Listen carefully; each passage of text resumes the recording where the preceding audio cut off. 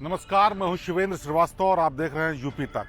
UP तक में आज मुद्दे की बात ये कि कोरोना संक्रमण के चलते बदतर होते हालात और लॉकडाउन की आशंकाओं के बीच लोगों को एक बड़ी समस्या घेर रही है और उस समस्या का हाल फिलहाल में कोई अंत नहीं दिख रहा है।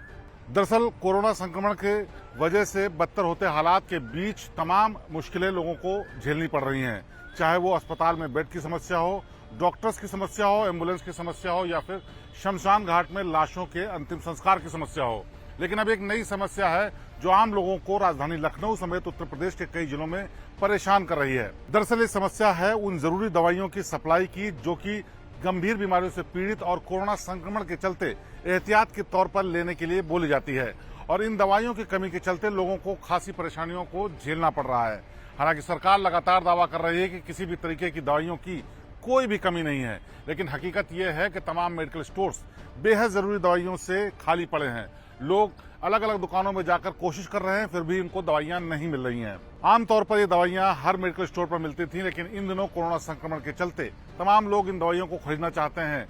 ये दवाइयां वो हैं जो कि मल्टीविटामिन की तरह या फिर डिफेंस की तरह दवाइयां लेकर के कोरोना संक्रमण से बचा जा सकता है, या फिर कोरोना संक्रमित हो जाने के बाद इनको डॉक्टर सलाह देते हैं कि इन दवाइयों का सेवन करें और जल्दी ठीक हों। ऐसी दवाइयों की भारी किल्लत हो गई है। उत्तर प्रदेश की राजधानी लखनऊ समेत प्रदेश के तमाम ऐसे जिले हैं जहां पर मेडिकल स्टोर्स पर ये दवाइयां नहीं मौजूद हैं, जिसकी वजह से लोगों को बहुत दिक्कतें हो रही हैं।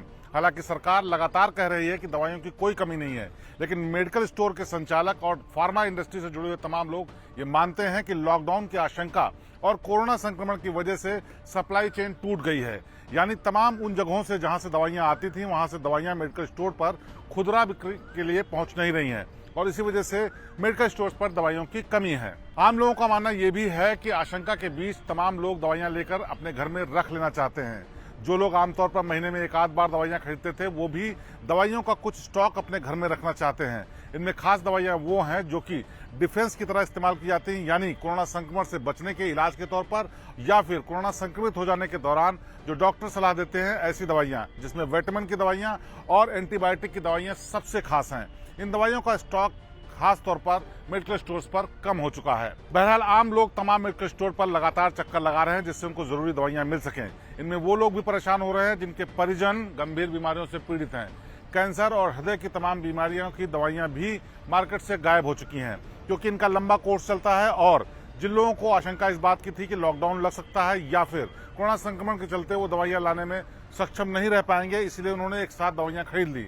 इस बीच सप्लाई चेन में कमी होने की वजह से मेडिकल स्टोर्स पर दवाइयों की कमी हो गई, इसलिए कुछ लोगों को तो दवाइयां मिली, लेकिन ज्यादातर लोग खाली हाथ लौट रहे हैं। अब देखना यह है कि सरकार कोरोना संकट पर कंट्रोल करने के साथ साथ तमाम और दूसरी समस्याओं के लिए और खास तौर पर दवाइयों की सप्लाई चेन को सही करने के लिए क्या कदम उठाती है, क्योंकि ये भी एक बेहद जरूरी चीज है। अगर इसकी चेन टूटती है और लोगों को दवाइयों की किल्लत होती है तो गंभीर बीमारियों से पीड़ित लोग जान गंवा सकते हैं।